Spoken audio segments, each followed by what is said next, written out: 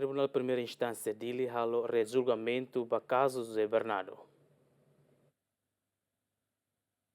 Tribunal Primeira Instância de terça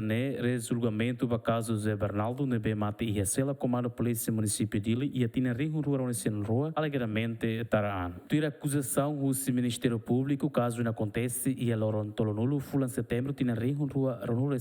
tucuhat madrugada e a confronto e nebe acontece e aldeia 01 suco que coli e nebe jovem sirabaco malo ori resulta jovem Gaudêncio cane grave também é tambaco o Simatibian José Bernardo onde colega sira. E a Loron tuir mai polícia halo atuação ba caso mas bela tuir procedimento legal. Areba situação Ministério Público constitui membro polícia nem tolo Hanessan Arguido, Hanessan membro polícia o inicial AAGG TP no TV, nebe Ministério Público considera Hanessan coautor ba crime sequestro nebe previsto e artigo atos idealimanulo resinualo o Código Penal Timor-Leste, ou forma constucava tamba arguido sira privativa tiha matibian José Bernardo nia liberdade, to ico José Bernardo hakoto isi a sela detenção lara. E a audiência resulgamento defensor público Estaque Guterres solicita para Tribunal Coletivo atual requerimento para defensor público, onde autoriza defensor ida atuar assistência para arguido TP,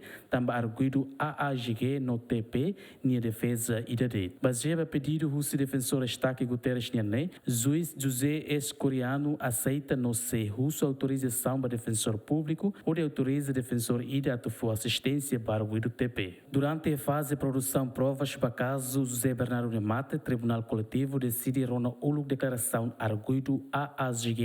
e a sala de julgamento arguido AAGG ele direito colia, onde declara para Tribunal Catak acusação no Ministério Público acusa bania com a caso José Bernardo e a balon los no balon sala também e a momento neba comandante esquadra Veracruz autoriza arguido sira onde Futima Tibian José Bernardo e aldeia 01 audian suco caicoli onde submete para processo de identificação. No ia Loron Tolonulo fulan setembro madrugada arguido cima informação o comandante PNTL município de Licatac José Bernardo Mateona. A foi rona declaração o arguido AAGG Tribunal marca fala julgamento baloron a sanulo resinual fulangoin, onde rona fala arguido o inicial TP no TV, resulgamento para caso preside o juiz coletivo José Escorião, Afonso Carmona, no juiz Francisco Cabral, Ministério Público representa o